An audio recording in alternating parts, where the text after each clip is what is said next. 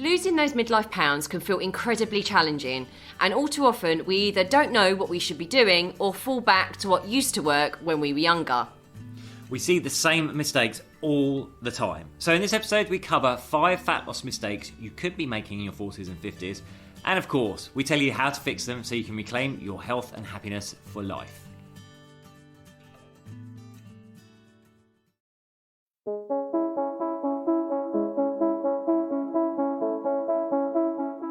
Hi, I'm James Davis. And I'm Claire Davis. We're the Midlife Mentors, here to lift the lid on how to achieve health and happiness. The balanced, no-nonsense way.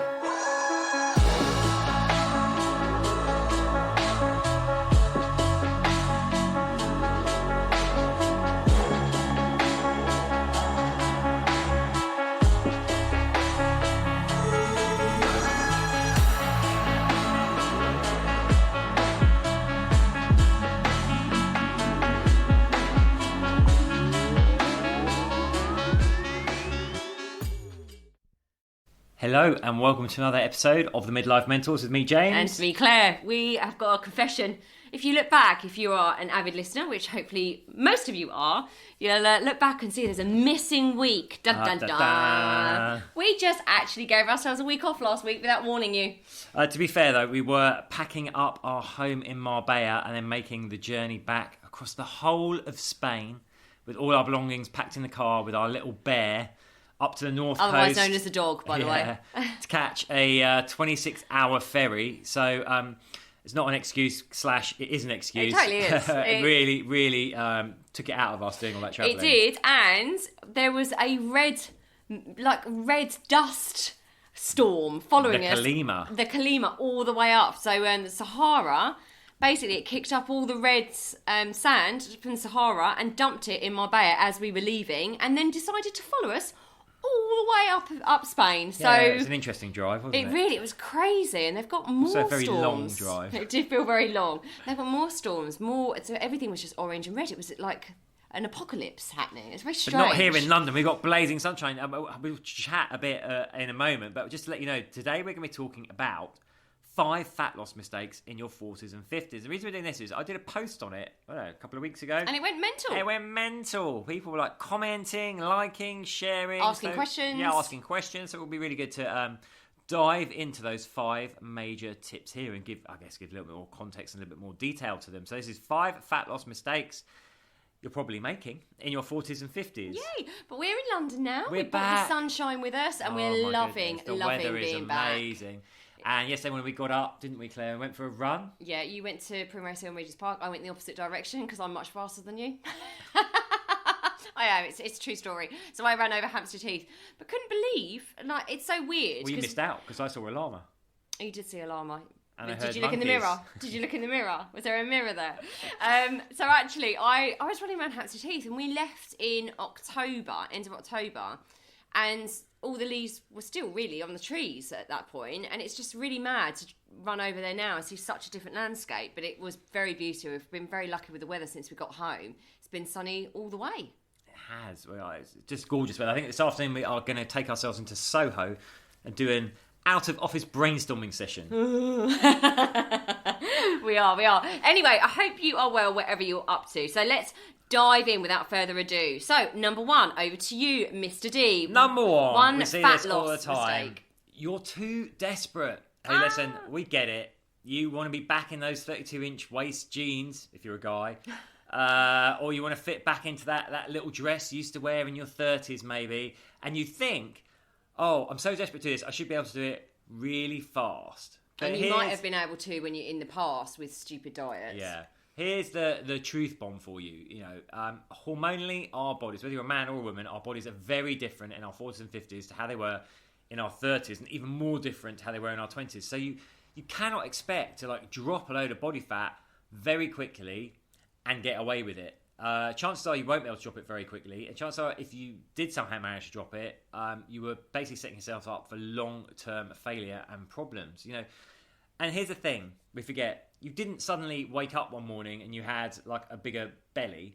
It doesn't happen in like 2 weeks. It's gradual over time. But yet we expect the weight to come off really quickly as well.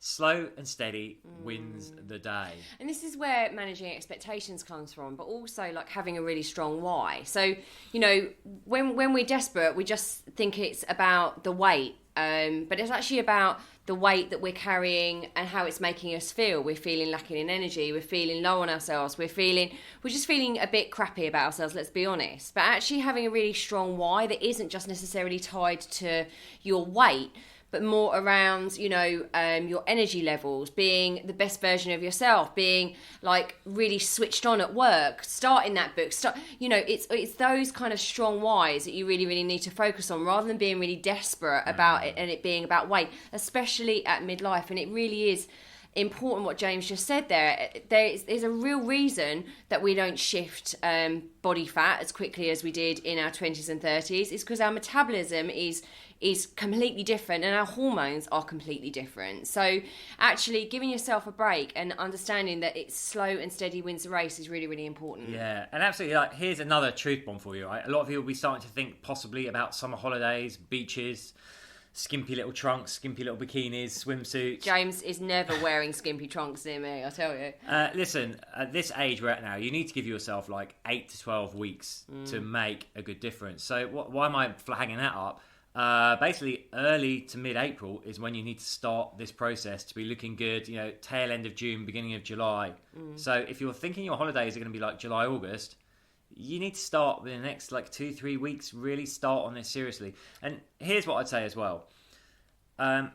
Be realistic, be steady. What you want to do is create that calorie deficit of around 500 calories a day, which you want to do through movement and through moderating your intake. And that's going to equate to about 1 or 2 pounds of fat loss per week, depending on the individual.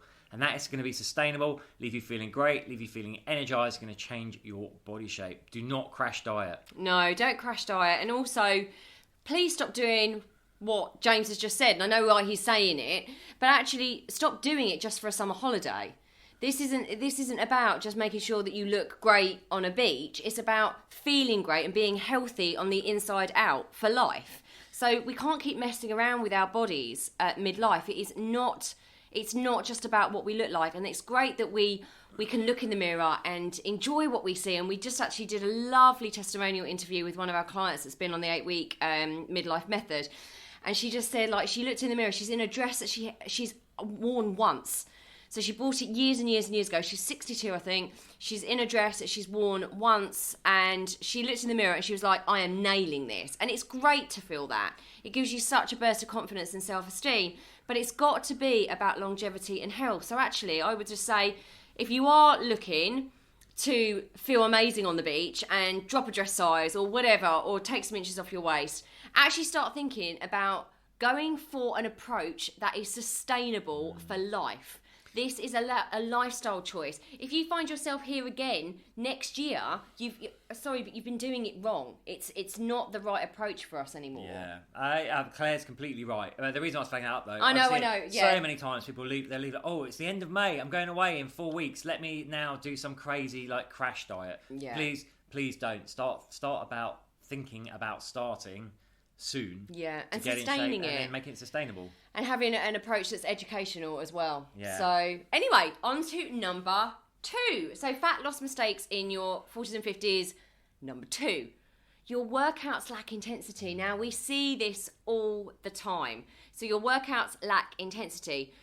What you want to be doing is actually short workouts. This is the premise of how we work ourselves and how we work our clients. Short, intense workouts are the key to boosting your fitness, muscle mass, blasting body fat, boosting that metabolism and feeling really amazing, like getting that endorphin rush.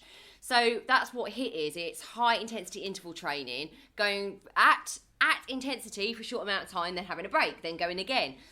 The problem is, you know, you've got to get into that mindset of pushing yourself. You want to create something what we call an oxygen debt. So you want to be completely out of breath where you fail the talk test, basically. So if you're not failing like a talk test, if someone could come in and start having a good old chat with you about the cleaning of the house or whatever, if after you've done a HIIT workout, then you're not, and you're able to have that chat, you are not working at intensity enough. You want to be completely out of breath. And as you get fitter, you're going to have to go harder. Again, this is something we see. People are going at a certain intensity, but they don't realise that they're getting fitter, so they stay at that same intensity over and over and over again, but never continue to progress and push themselves. So you want to really, really be creating this oxygen debt, because that actually takes about 24 hours for your body to recuperate from that oxygen debt that you've created, and all that time it's burning calories and raising your metabolic rate. So you really want to be working at intensity and push yourself so you've got nothing left in the tank at the end of the workout, but safely. Yeah, I was going to say, look, listen, we get it.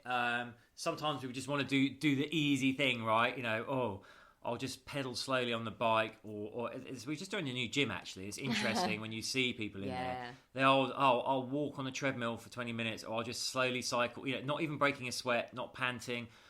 I don't delude yourself either. You know, I've seen people coming in. It's quite interesting, like 20 minutes rolling around on the mat doing various stretching, like a 10-minute circuit, and then another 10-minute stretching. Now, they're probably telling themselves they've done a 40-minute workout there. They've done a 10-minute workout with 30 minutes of stretching around it. I agree. I mean, they might have different goals, so I'm being fair there. But just be honest with yourself. Like Claire said, you want to be pushing yourself. You want to be getting out of breath. You should be breaking a sweat. That is how you're going to get results. You should be breaking a sweat, Joe, shouldn't you? But you don't really sweat. I'm very cool as a cucumber. Which is really annoying, because I cannot tell you. Ladies listening to this, you would not get a sweatier person than me when I train. So just bear that in mind. Think, even if you're trying to look glamorous, just remember Claire never does. So, okay, number 3, fat loss mistake in your 40s and 50s. Number 3. Oh, this is such a big one that people make, is skipping resistance training. Again, I get this. Like you're coming to this maybe late in life. You haven't ever looked at a weight or done even body weight exercises. It can be a bit intimidating, a bit scary. But here's the fact. Here's the simple science, right? Due to all the hormonal changes that are going on, we're naturally losing our muscle mass. Obviously, that means we're losing our strength, which is like terrible, and that's not what we want as we age. But it also, muscle is metabolically active, meaning we burn more calories the more muscle we carry on our frame. So, you know, if we're losing muscle mass, then we're probably likely to start putting on weight, especially around our middle, because, you know, our metabolism is dropping. And then also the health benefits. You know, if we're not strong, we're not moving right, we're not feeling energized, our posture goes, we start to like get joint aches, we're losing our strength, losing our flexibility. You must resistance train. And I don't want you to be scared about this, right? You can do it in as little as 20 minutes in a session. You must hit every muscle group twice a week with a rest of around 48 hours in between muscle groups. And that could look like 2 full body workouts a week. It could look like you do an upper lower split. Could you push pull. There are lots of ways you can do it, and when we work with our clients, obviously we help them design their programs and mix it up. But you must resistance train, because at this age, 40s and 50s, just getting on the treadmill or the bike for hours is not going to cut it. It's not going to change your body shape. It's so dull. The client testimonial we did this morning, it'll be on our YouTube channel. Go and check it out. It's so inspiring.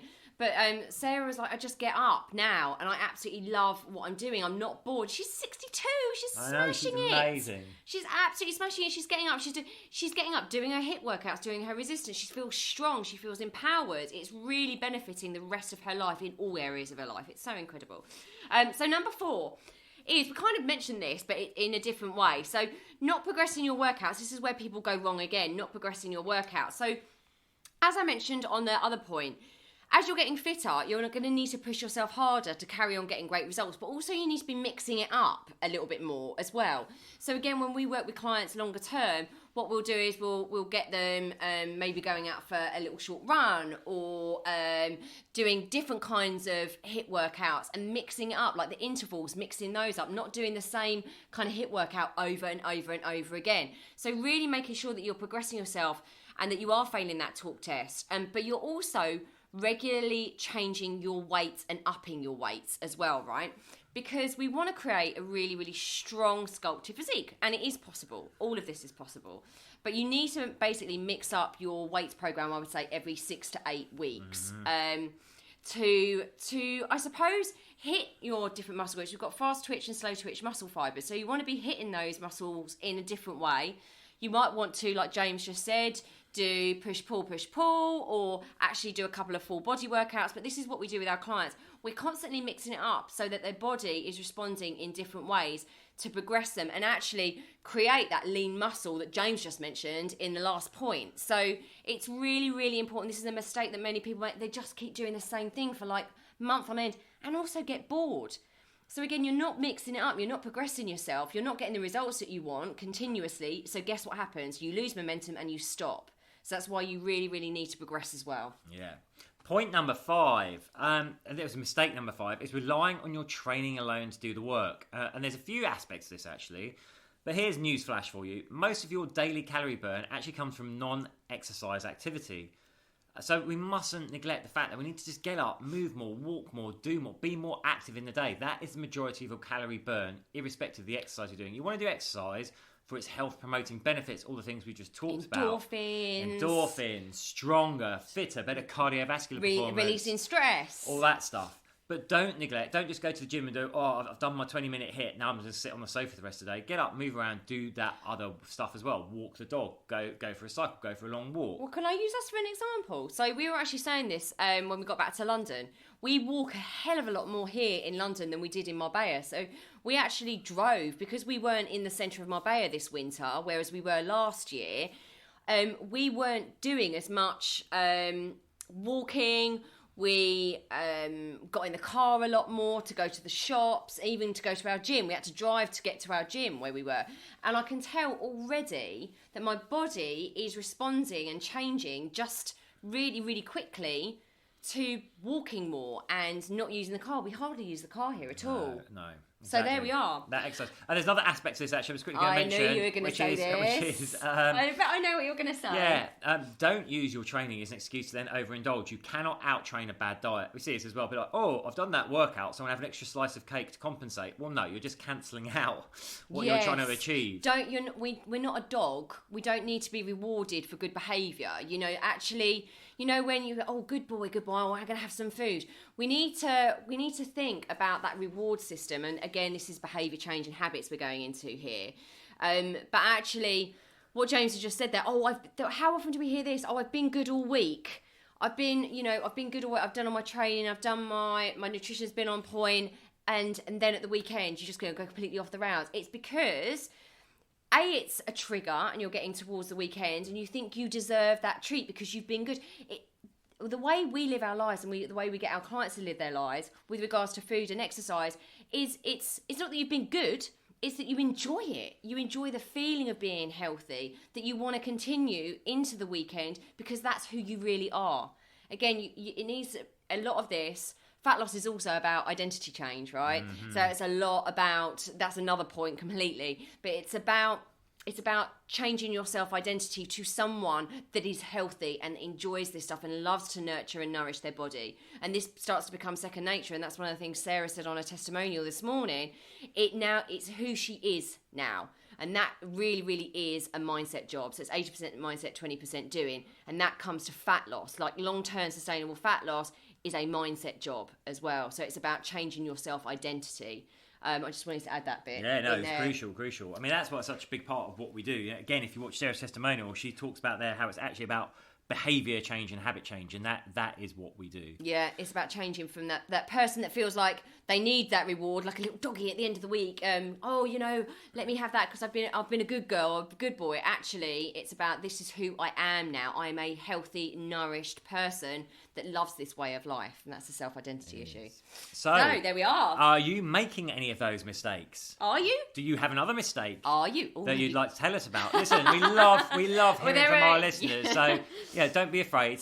Pop us an email. Communicate with us via social media. You get hold of us at James or Claire at themidlifementors.com. You can find us on socials, Instagram, Midlife Mentors, Facebook, The Midlife Mentors. And on YouTube as well, The Midlife Mentors on YouTube. Oh yes, the channel there. Yeah, well that's where you'll find Sarah's testimonials. So do go and check it out because it's really inspiring. She's an incredible lady. And I would say, listen, we realise that actually we've given like so much value in terms of our knowledge, our tips, our experience on these podcasts, and they're all available for free. So if you know people that would benefit from this, that need to hear some of the stuff that we've covered in this episode or other episodes, please share. Let's get the word out there and get more people signed up and on track for their health and their happiness. Yeah, and also I would say, if you do love this podcast, it does make such a difference if you're able to review us as well. It really, nice reviews, please. It really does make such a difference. I was talking to someone. I give testimonials all the time because I know how important they are. I never give bad ones. Well, occasionally. Very, very occasionally, but that's like once in a blue moon. I really love to give, if I've had an amazing experience, whether it's at the local cafe or whatever, I love to give testimonials and reviews and stuff, because I know what it's like running your own business and how much energy it goes into to running your own business. And, you know, we do love to do this podcast. It's an absolute joy, and it's lovely when we get lovely reviews as well. So if you do enjoy it, please do just take a few moments to review us, because it would mean the world to us. Wishing you all an amazing weekend. Sending you lots of love. Have an amazing weekend. Take care. Bye.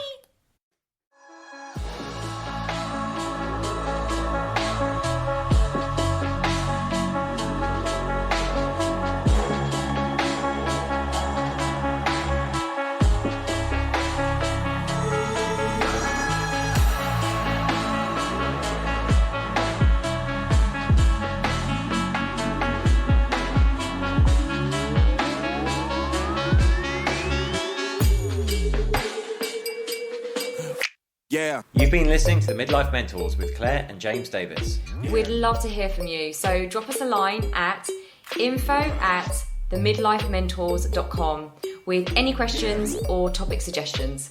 And make sure you join us on our Facebook page and YouTube channel. You can find us under the Midlife Mentors. Yeah.